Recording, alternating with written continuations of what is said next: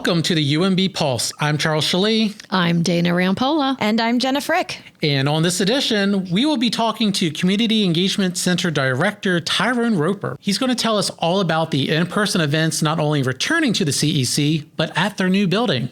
Yes, and as we mentioned in our last episode, we are actually right now recording here at 16 South Poplington Street on the third floor of the Community Engagement Center. Before we get to Tyrone, let's catch you up on some return to campus information. If you would like to skip ahead to the interview with Tyrone, this episode is time-stamped in most players to allow you to jump forward. And this is your Pulse Check. If you lost your COVID-19 vaccination card, there are several ways to retrieve your records. Those who were vaccinated at the UMB clinic can download proof through My Portfolio. You can find a link to the My Portfolio portal in your vaccination appointment email or on the UMB Recovery website at www.umaryland.edu/coronavirus. If you run into any trouble with My Portfolio, you can call 1-844-281-8667 or email myportfoliosupport@umm.edu. Once you've logged into My Portfolio, your COVID-19 vaccine information should be on the screen. If you were vaccinated somewhere other than UMB, you can download proof of your COVID-19 vaccinations at the Maryland Department of Health vaccine portal, and that's located at MD as in Maryland, munet.org. You can also get your vaccination card reissued by contacting the vaccine site directly or the Maryland GoVax hotline at 1-855-634-6829. An updated telework agreement will be released in August. The revised UMB telework policy will go into effect on August 15th. This will replace the COVID-19 status of operation and telework policy. Employees will not be allowed to regularly telework from a remote work site outside of the state of Maryland unless they have made an arrangement with their supervisor and it's been approved by UMB's out-of-state work policy. Allowing employees to telework 3 or more days a week will require permission from the appropriate dean, vice president, or designee, and supervisors have the discretion for employees requesting to telework 1 or 2 days a week. Details on eligibility and other frequently asked questions can be found on the ELM. And that's your UMB Pulse Check. Getting back to the Community Engagement Center, also known as the CEC, as we love to say, they've been doing quite a bit during the pandemic, serving the community when they need it the most. Jena, community engagement is actually one of your beats in media relations. Mm-hmm. And Dana, you've worked closely with community engagement on marketing, so you've been both very close to this. Yes, we have. Yeah. For 3 years now, I've been working with the Community Engagement Center. I was with them when they were in that very small one-room space over on... Or you can see it out the window. Yeah, you can see it out the window, yeah. I was like trying to name the street. Like I was like, oh, I know all this stuff, but I completely forgot. Is that Baltimore Street? It is Baltimore Street. It's still Poppleton. Yeah. Poppleton and Baltimore. We're at a different block of Poppleton. Right, exactly. And like you said, we can actually see it out the window right now. So I was with them when they were still in that one room little space. I was with them when they announced, the brand new building reimagining is what we called it, because it's, renovated and keeping the old historic structure intact. Yeah. And it's beautiful it's here, gorgeous. Isn't it? The big windows, all the light, but it still has a lot of the integrity of the old building. Mm-hmm. And we love working with the Community Engagement Center and all the people in the Office of Community Engagement. Yeah. Before I came to UMB, I didn't realize that some universities do this. And it's so compelling to be able to share their story with family, friends, young people who are looking for colleges, just to say, hey, this is something really, really cool to look for in a school if you like community engagement. Yeah, and volunteer work and things like that. They have lots of different opportunities for that. And on top of that, they have all this really great weekly free programming for anyone in the community who is interested can come. They have exercise classes like Zumba and line dancing every week, yoga. They even have someone from the medical center coming and helping you figure out what your fitness goals are, like giving you like weight checks and nutritional resources and taking your like blood pressure and cholesterol and stuff. It's very cool. And like actually from when they started doing the exercise programs to like a few weeks later, a lot of people in the community were seeing progress towards their fitness goals, which is really cool because, they were actually able to see that happen over time. But yeah, and then we also have, really great youth programming here. All different ages and different interest levels too. So it's not just the exercise, but it's like you said, there's health components. There are activities for students so that they can be engaged and be learning whether it's STEM or, all the 3D printing they do and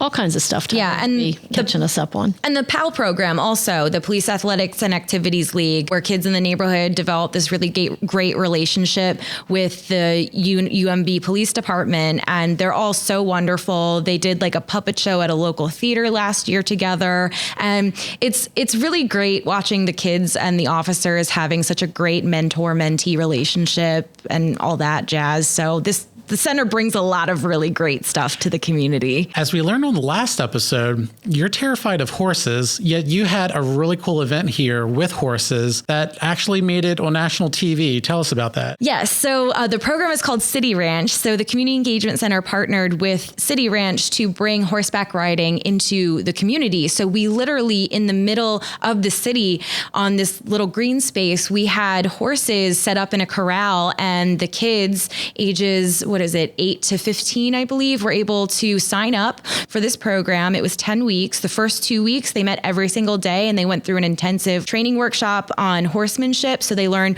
the anatomy of the horse, how to take care of one, how to put the saddle on, and how the basics of riding. And then for the next 8 weeks, they were meeting once a week and just learning to trot, learning to do little jumps and stuff. And it's really, really cool because the whole point of the program is that, being able to provide access to the equestrian industry to kids who maybe wouldn't normally have that, whether that's because of transportation issues or financial issues or something like that. But this shows that they are able to ride a horse without really leaving their neighborhood, which is very cool. And Maryland is horse country, and we have Pimlico right up the road from here too. Yep. So how did Tyrone Hall get involved in all this?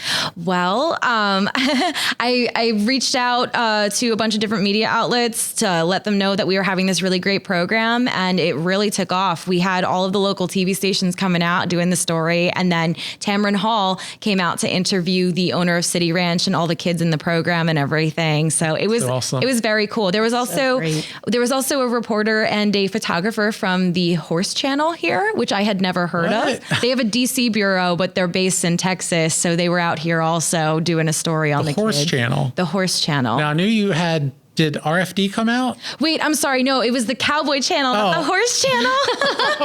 Wow, Dana, it's my turn to have a mix-up on the podcast. It was the Cowboy Channel, not the Horse Channel. You would think there would be a Horse Channel, though. Probably most of the horse channels are probably the off-track betting. Oh, geez. Yeah. I was going to say, I'm sure there's a TikTok for that. Yeah, we are not promoting that. Let's be very clear. All right, enough horsing around, everybody. So let's bring out our guest. He is the director of the Community Engagement Center, Tyrone Roper. Welcome to the Pulse. Thank you. Thanks for having me. It's great seeing you here in the Community Engagement Center. I met you at the old Community Engagement Center during my little tour. You're going to tell us more about the building later and about yourself. Yeah, but before we get to talking about the CEC, we want to hear more about you in a segment we call Introduce Yourself. Okay. All right. So how this is going to work, it's like the summer camp icebreakers. We're going to do two truths and a lie. So you're going to tell us two truths about yourself and a lie, and then we're going to have to guess which one is which. Got it. Ready. All right. Go for it. I can squat 800 pounds. Impressive. I love speed. Like the movie? No, speeding. Oh, like in cars? In his car. Okay. That's a bad habit of mine, or is it? And then lastly, I enjoy skydiving. I think I know which one it is, but I also know you pretty well, Tyrone, because I worked with you for a while. So I'm going to let these guys guess first. I'm going to guess the first and the third one are truths. So you don't like speeding. I'm going to guess that you don't like skydiving. I'm going to say the same. You don't like skydiving. Correct. I do not like skydiving. So does that mean you skydove before and you didn't like it, or just that you will never attempt to skydive? I have such a terrible fear of heights. Literally, if I'm too high, I have to brace myself and hold on to something. It's like my legs are getting ready to give out. Mm-hmm. So I don't do heights well. Mm. So when they built this building, you made sure anything above 3 floors, I'm out. This is probably my 5th time coming up to the 3rd floor. Oh, really? Wow. Wow. So I guess you were never on the roof when they were putting up those like Wi-Fi towers or anything then? No. I have been up on the roof once. But yeah, I don't make that a frequent stop. For sure. Yeah. I can understand that. I'm not a huge fan of heights either. Yeah. Well, and is there any thought, since you obviously do lift 800 pounds, that all that bulk and muscle, you might just drop like a rock? No, it's not even that. I feel like it is just something I'm shamefully having to confess. I'm just afraid of heights. Well, that's all right. Yeah. Mm-hmm. I mean, we all have our things. I remember visiting the CN Tower in Toronto one time. They have one of those glass panes in the floor. And I think they do have like the Willis Tower or Sears Tower. Yeah, I've done that in Chicago. And once your legs go on that, I'm wobbly, and I thought I was like going to turn into Jello and just like fall like right there. I've been there also, and I had the same sensation. I was like freaking out for a second, and then I moonwalked off of it because why not? Can you imagine doing that over the Grand Canyon? Have you seen that where they have that? I've seen it. That I think would be really... No, just helicopter ride. I'm fine with. Actually, in the comfort of coach class in Southwest, looking out the window. Nice. Well, let's get to talking a little bit about the CEC. The CEC has always been very active in the community, and when the pandemic hit, you found some really unique ways to stay connected and continue to bring resources and services to the community, Tyrone. But let's talk for a minute first about you being part of the CEC. You actually came on during the pandemic, right? Right at the beginning. And I say it often, and I just believe it to be true. I still feel like I'm in an orientation phase. I started December 23rd of 19. And during that time, you have to remember it's vacation time. A lot of folks are on vacation. Right. So as folks started to come back from vacation after the new year, I literally had a month, about February. And I started to gradually meet folks. And then March, the pandemic hit. And the virtual experience had become my reality. I started to meet more people just through virtual experiences. And that the virtual experience here has become what I know, you know, and that's interesting because it's just a new space for me. So as we're transitioning out of it, I'm becoming more just accustomed to what I'm used to, just in-person conversations with people, being able to interact that way. So, yeah, it was interesting. You know, I came on right at the beginning of all of this and, you know, really worked like heck with neighbors and other grassroots organizations and housing development units to be able to support folks based on the concerns and needs I heard. Yeah. So what were some of the things that you were doing to kind of support the people in the community and everything like that through the pandemic? I mean, like you said, you were really new to the community. A lot of people probably didn't really know you that well. What was that like for you, and what sort of things were you providing for them? Being new, it's not an awkward space, so I know how to maneuver through all of that. Yeah, you're very personable. I was able to really develop some relationships pretty quickly. One of the first relationships I was able to develop was with Vintage Gardens. They're a resource coordinator there. So she and I really developed a strong bond. So she had a number of residents, older residents, that had expressed concerns around things they needed. Through our partnership with United Way of Central Maryland, we were able to reach out and say, look, how can you guys help in certain capacities? So one of the first things that happened is we received an enormous amount of diapers and baby wipes and baby formula that came to the center. So the old center was really just an open space, and it was saturated with diapers of every number. I remember coming in to see you. I think I was just taking pictures of boxes being stuffed for the PAL kids, and the entire floor was just covered in boxes of Pampers and stuff.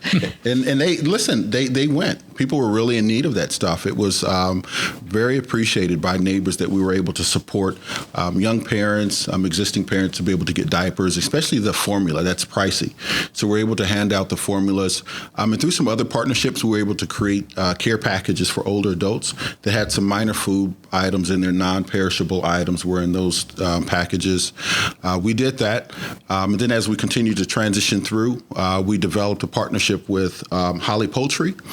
they donated about a little more than 2,000 pounds of chicken.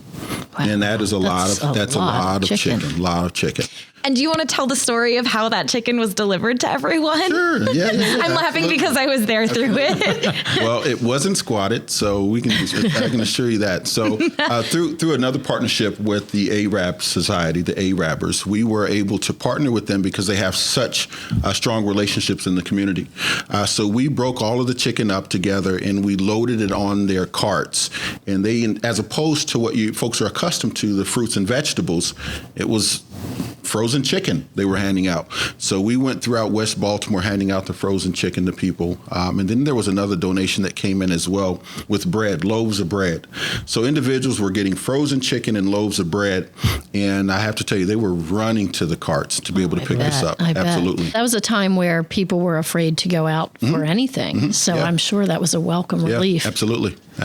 I was wondering, with the frozen chicken, you said people were running. I would think if someone's yelling out free chicken coming down the street, I'd probably be taking a look at them. I'm like, are you serious? You're giving me a whole chicken? Right. Now, remember, though, the Arabbers are the ones that have the relationship. They're the trusted entity. And the one thing I've always said is, as a UMB employee, the one of the greatest things that we bring as an institution is we bring resource capital, right? So we're able to leverage the resources under the UMB umbrella, but we lack the human capital. So we don't really have those, as we would like, the strong enough relationships as a lot of these grassroots organizations have. So they bring the human capital. They're the trusted entity. So we take this resource and we then couple it with that partner who has the human capital. They're saying, look, this is who we are. People know who we are. Free chicken, free bread. I know exactly who that is offering it, so I trust them. And then they go and pick it up. Great. Yep. And so you weren't just offering physical resources and donations to people. You also were providing digital resources like free Wi-Fi. Can you tell us a little bit about that? Yeah, so the free Wi-Fi came through a partnership with the Waves Foundation, Digital Harbor Foundation as well. So the goal here was to be able to, we're in the middle of a pandemic. One of the things is that the pandemic highlighted for us is it really highlighted the haves from the have-nots. And we didn't really understand how important it was to be able to have internet access until the pandemic hit. So as a result of that, we found that many of our neighbors here within the footprint of UMB did not have internet access. And you think about the schooling, all of the schooling had to be virtual. A lot of the families didn't have access to that. So what we did, and then also in partnership with the biopark, we were able to leverage the internet service from the biopark, pull from their service, place an antenna on top of our building and other buildings throughout our kind of southwest footprint. And it would allow neighbors within a certain proximity to be able to tap in and to receive free Wi-Fi services. Nice. So they're then able to benefit from the internet. Right. And you also, on top of that, were providing them with people to call to actually get them all set up with it as well. So they weren't running into issues of, being on hold for hours waiting for someone to help them set it up. So that technical assistance was available for people because it's a number of spaces that you have to be willing and prepared to support. One is now you have free internet access. You have Wi-Fi connections. But I don't know how to use a laptop. Better yet, I don't even have a laptop. So what do? So through a donation from Marco and Debbie Chacon, we were able to purchase 100 Chromebooks that we then handed out to our neighbors. And the neighbors were then able to use their device, connect to the Wi-Fi. If those individuals did not know how to use those devices, we created cheat sheets, if you would, that would help folks know how to navigate their own Chromebook so they're able to access and connect to the internet. How's that Wi-Fi program doing right now? It's still operational. It's still on top of the building and the other buildings in which it was situated. So folks can still, within the proximity of the Community Engagement Center, get connected. So that's still available. And then there's also a different program or partnership with Comcast that also set up like 100 families, or was it, how many families did the partnership with Comcast get set up? I believe it was right at 100 families in which the intended goal was to be able to reach them. And it allowed those families to be able to connect to the Comcast service. That was what that partnership was about. Right, for a year of free Wi-Fi, which is also happening right now still. They'll have the Wi-Fi until December, I believe, and then possibly extending it after that. There was talks about it. I'm not sure. Yes, fingers crossed. Tyrone, what about the children in the community? Were you able to do anything specifically to help them? We were. And, a lot of the supports that we were able to provide them, again, in the beginning it was so challenging because we were really limited in how you could engage people. You had to wear a mask. There was such strong mandates around the social distancing guidelines. So we had to quickly transition into a mode in which we could still provide programming to young people. So we weren't able to do a hybrid model at that point, so it was completely virtual.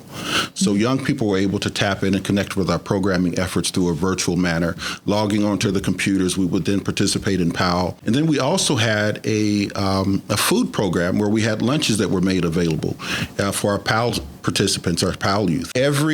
Every time there was a PAL day in which the programming was happening, we were delivering lunches to young people as well through this effort. So we had lunches going to larger families, and then we were providing lunches specifically to our PAL youth as well. And where did those lunches come from? From the Nook, through a partnership. So again, through a donation from Marco and Debbie Chacon, they provided a donation that allowed us to partner with the Nook, who provided lunches for our PAL youth. It's amazing the generosity of the community. Yeah, absolutely. Really amazing. Absolutely. Another thing that you all were doing, providing resources, you were also providing information about the vaccine effort and everything. Can you tell us a little bit about that? That was huge. So one of the biggest pushes is to ensure that we were providing information where individuals could really kind of educate themselves around the vaccinations and what's happening. It was challenging because there were so many stigmas around the vaccine. You know, does it work? Does it not work? What should I be concerned about? So we began to have different efforts where we were pushing information about vaccines and providing information. Kelly Duran has since come on board as the director of our Health and Wellness Suite, and she and a few nurses as well. They're out canvassing communities and sharing information. One of the first opportunities we had in terms of canvassing was over here at Hollins Roundhouse Market, at the Hollins Market, where we all situated ourselves around the market, and we began to provide information to any of the patrons or neighbors that were coming there for whatever reason. And we were also trying to have folks signed up for the vaccination. So it wasn't just information. We also then had the ability to sign individuals up to be able to receive the vaccine as well. That's great. Did you have a lot of people, after they kind of saw you out there and canvassing, they began to build a trust? Did you feel like that? I did feel that way. I feel like folks are now becoming more trusting of who we are. Because we're really intentional about showing a presence in the community. We've recently started a community canvassing effort that would happen every other Wednesday here. We'll just canvass the area, share information about who we are, what we provide, how they can participate, and we really highlight the fact it's free, right? So the things that's provided here within the Community Engagement Center are free for our neighbors. Well, let's talk a little bit about some of the things that you did related to the UMB community directly at the onset of the telework and telestudy period. I remember working with your department on a campaign. It was a thank you card campaign, and we did a Food for the Front Lines campaign.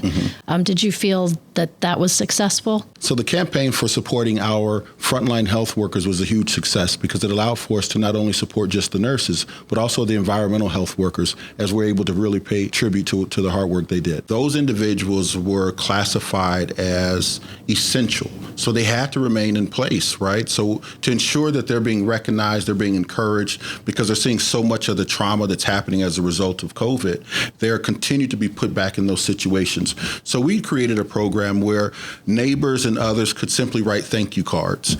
We then delivered all of the thank you cards to the frontline workers just to show our appreciation for their hard work.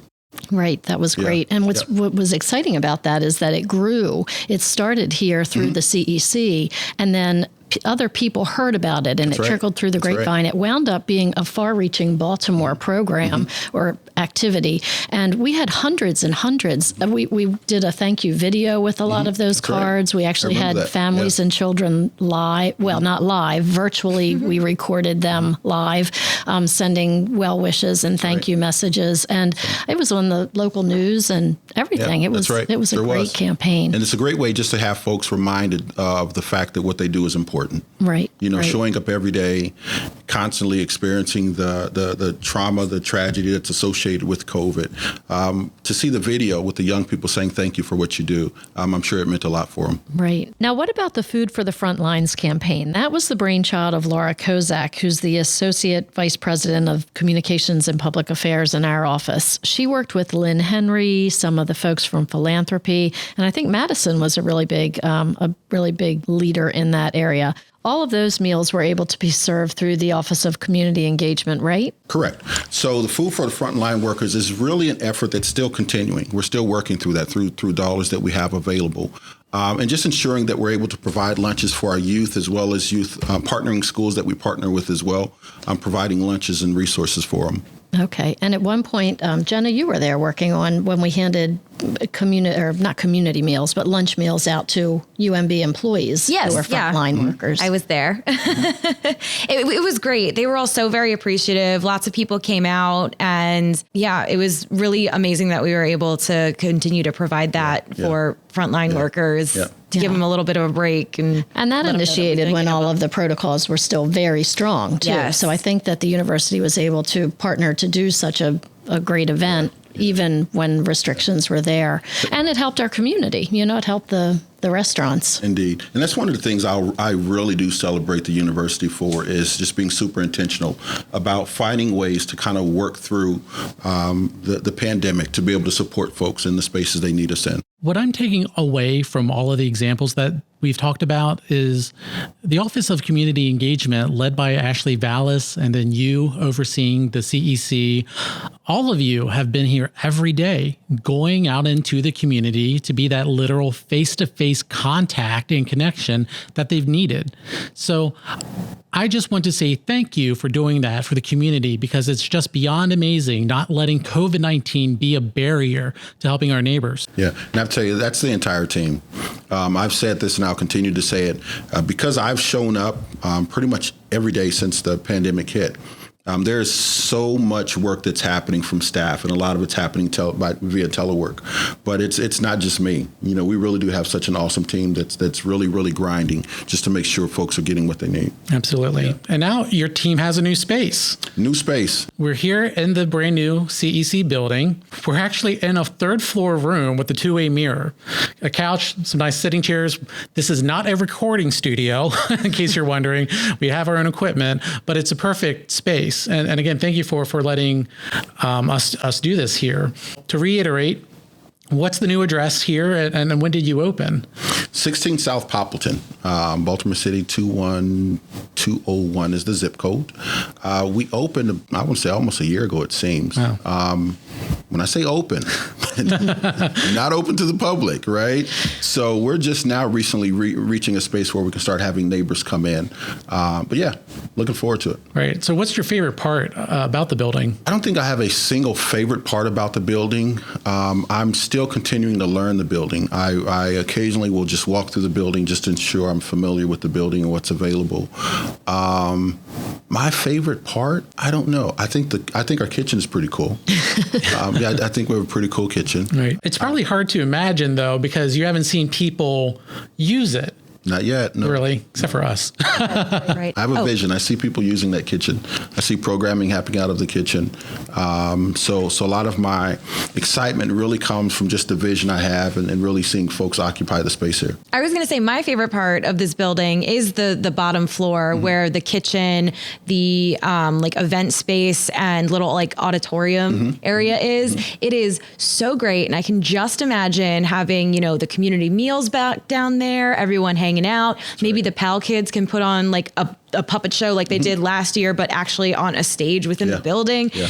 Oh my gosh, I am so very excited about when people can finally get back in and we can actually use everything. Me too. So that's a great space. And we will not just have community lunches, but we will eventually have community dinners as well. I think that's going to be super awesome as well for people. Yeah. So tell me about some of the event spaces inside of here. How can people reserve it, and when can they start inquiring about maybe using some of the spaces here? So we're still building out and refining what the request for space process will look like, what all of that looks like. So we're rebuilding it and shaping that. So that's not finalized just yet. However, if someone's interested in using space, they can always call the Community Engagement Center, 410-706-8260, and go ahead and make a request that way, or send an email to engagement@umaryland.edu to make a request as well. since I'm somewhat obsessed about this room that we're in, tell me why it even has a two-way mirror. Well, it's a one-way mirror. One-way mirror, I'm sorry. No worries. So it's a one-way mirror. So we have 2 rooms here on the 3rd floor in which have a one-way mirror. So this space, one of the benefits we have here is remember, UMB has the resource capital. So I'm able to leverage the resources, expertise, knowledge, and other capacities of the UMB system. That includes the 6 professional schools and the graduate school. So faculty, staff, and students will come here and they will render services or provisions to our neighbors. So in this space, as an example, School of Social Work can potentially come in with a group of students and they'll do mock counseling. Whenever the students are working, mock counseling with neighbors. So whenever the students are working in any capacities with neighbors, faculty and staff have to be present. So there's no microphones in this room. So on the back side, faculty and staff can observe. And the way they'll talk with students is through headsets. They'll be able to communicate that way as students do these mock counseling and drills of things of that nature. When it's not used for a didactic reason, then we will have a screen that covers this window. As an example, we'll do some conflict resolution in this space as well. Some other types of training will occur in which the one-way mirror isn't needed. So it's also important for folks to feel they have a sense of privacy when they're in this space as well. The mirror is only for didactic purposes, as well as the mirror in our health suite as well. Great. You were talking about essentially the room is built for confidential conversations, right? And which is why this makes so wonderful acoustics for us. So how can people see the building? Are you planning any sort of open house in the fall? Wonderful question. We are. October 28th, that's the day we've landed on our reopening. So we're looking forward to this huge celebration. We're still working out a lot of the logistics and what that will look like, but the date's confirmed. It will be October 28th, so stay tuned for invitations. And the great thing is you don't have to wait for the open house because you've been working on events like we talked about. You've been operating under different forms of guidance throughout, but some things have remained the same. Back to the rooms, talk a little bit about what's on that first floor area, because as someone who's been able to be in here and see it, I love that space down there because I think it really speaks to the community. Sure. So first floor, when you first come in to your left, you'll see our studio. The studio, I think I should probably bag up real quick. So what we provide here are 5 provisions. We do programs, services, supports, trainings, and activities. Each one of those has its own particular portfolio of things that are built under it. So in the studio, under the provision of activities, you'll have our line dancing, yoga, Zumba. We'll also be bringing on some hip hop dancing. No, I won't be the instructor for that one. You will see me there because I love dancing. Okay, good stuff. I'm working on a partnership now with UMB PD to bring in a RAD self-defense course training. Just some basic self-defense course training that'll happen in that space. You won't walk out Bruce Lee, but you'll have some basic self-defense course training that'll happen. Tap dancing is one of the things I've heard that people are interested in having in that space. So that's the studio space there. It's a really nice space. One of the walls are completely mirrored. Back out of that space, when you go, you'll see our computer lab. It's very open with the glass windows where you can see in. So we've grown from 12 to 24 computers. So that's our computer lab. Computer lab is also going to be used for trainings. So if someone has a training, as an example, our sister agency partner, UMMC, they have a number of digital literacy trainings or things of that nature they want to do. And they'll utilize our computer lab through request. It's a training they put on. So individuals are able to use the computer lab. We have a smaller computer lab there as well on the first floor. As we teased about events, we're going to talk about events in our next segment with you. But part of this program is that we want to give people some context because how can I put on an event here at UMB between summer and the fall? So here's the latest events guidance as of this recording on July 12th. Effective July 19th, there are no longer COVID-specific restrictions on how food is served at events. That means food no longer has to be in prepackaged containers. So finally, the cookie tray can return to meetings and events. Buffets and self-serve options can resume following regular food safety guidelines. We have one set of event guidance for the summer. You can have indoor events with up to 50 people and outdoor events with up to 100 people as long as all UMB COVID-19 health and safety practices are followed. If your event will have more than 10 people attending, then the event holder needs to keep a list of guests for contact tracing. Events larger than the given size limits must be approved by a dean or vice president. An email to COVID recovery is required when 25 or more visitors are attending an event at any one time. There will not be an event size limit in the fall semester for events that are predominantly composed of UMB or University System of Maryland faculty, staff, and students, as well as guest speakers or caterers who are present at the events. Those are fine. And there will not be an event size limit for the fall semester on outdoor events. At a later date, UMB will be issuing new guidances for indoor events that have a significant number of visitors who are not part of the USM or UMB communities. If you need more immediate guidance, please ask your dean or vice president to contact John Kuskar. There is also an updated visitors guidance at play as well. These are for the people who are not part of the UMB community.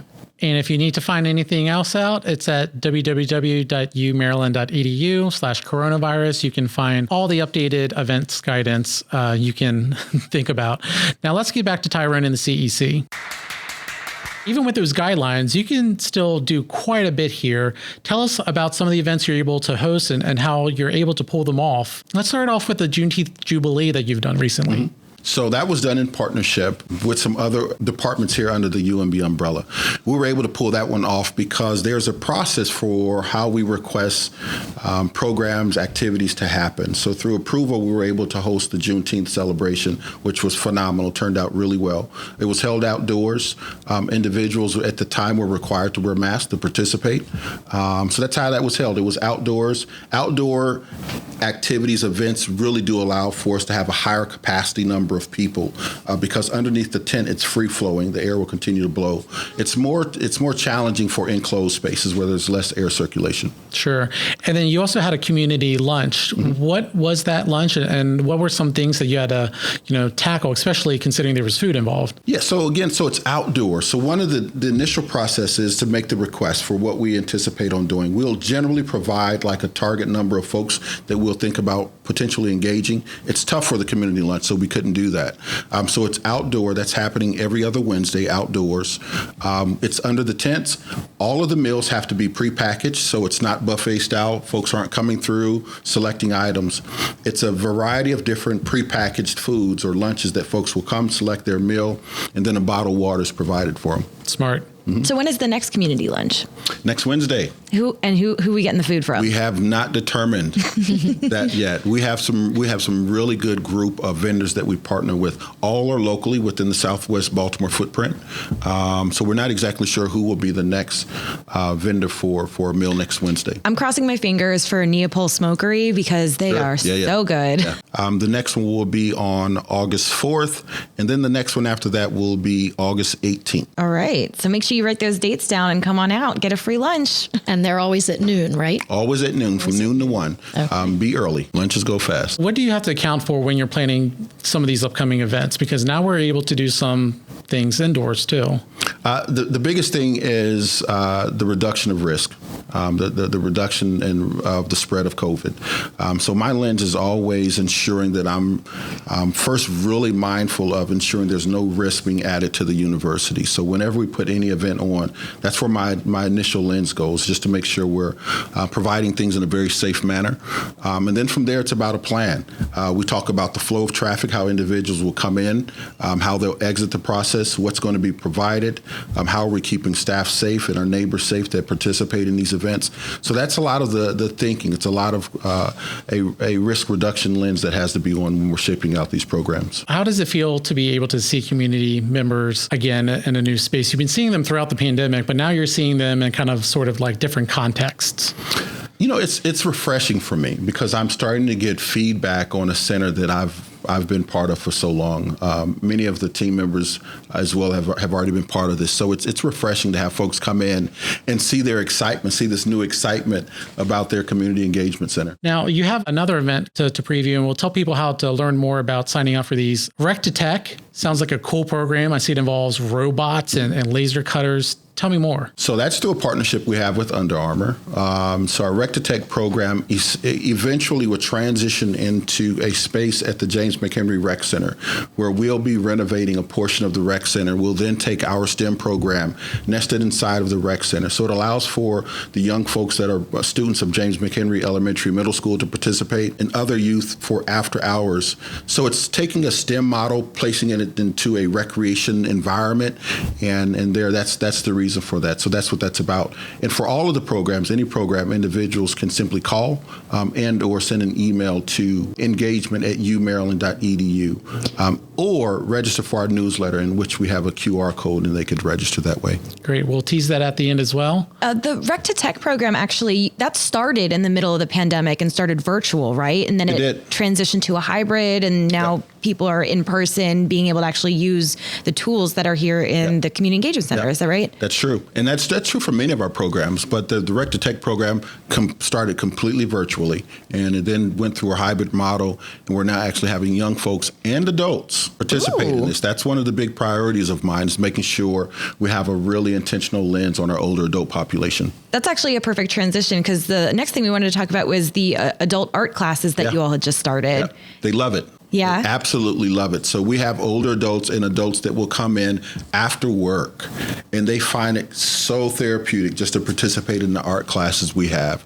So we're working on creating more canned programs here, as opposed to special projects that last 6 to 8 weeks.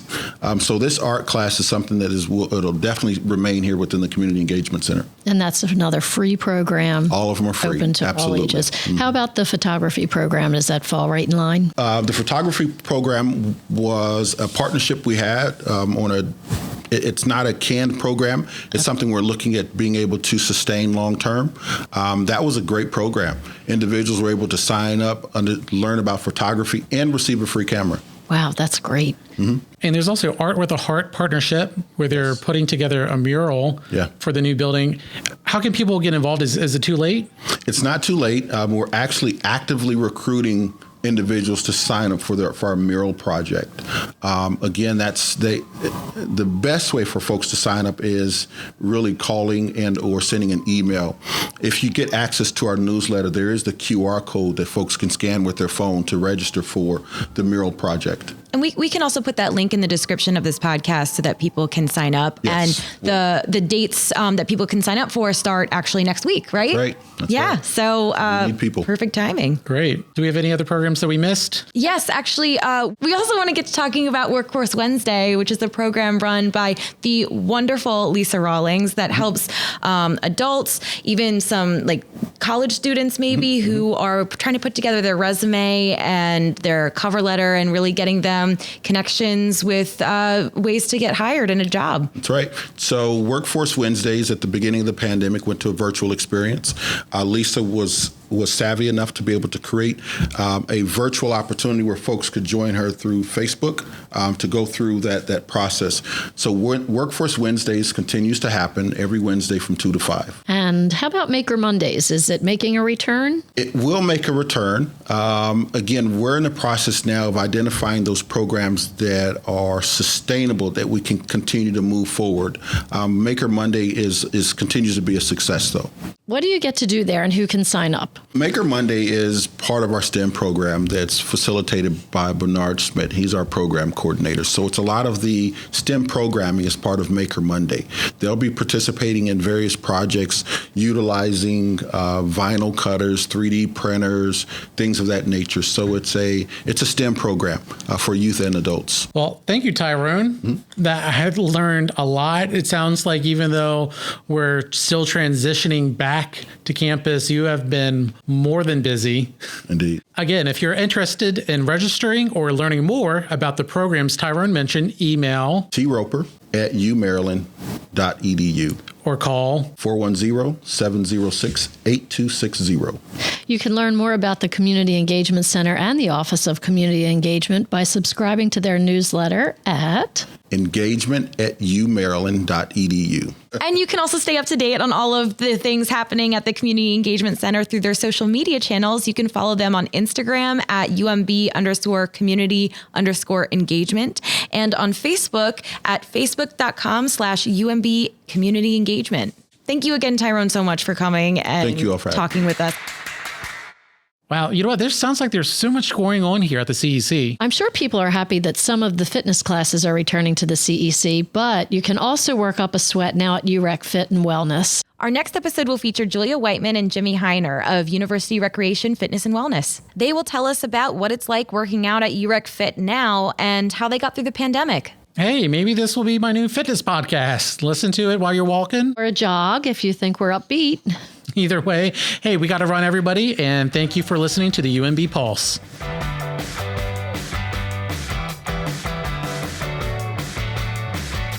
The UMB Pulse with Charles Shalee, Dana Rampolla, and Jena Frick is a UMB Office of Communications and Public Affairs production. Edited by Charles Shalee, sound engineering by Jena Frick, marketing by Dana Rampolla, music by No Vibe, recorded in the University of Maryland, Baltimore Community Engagement Center.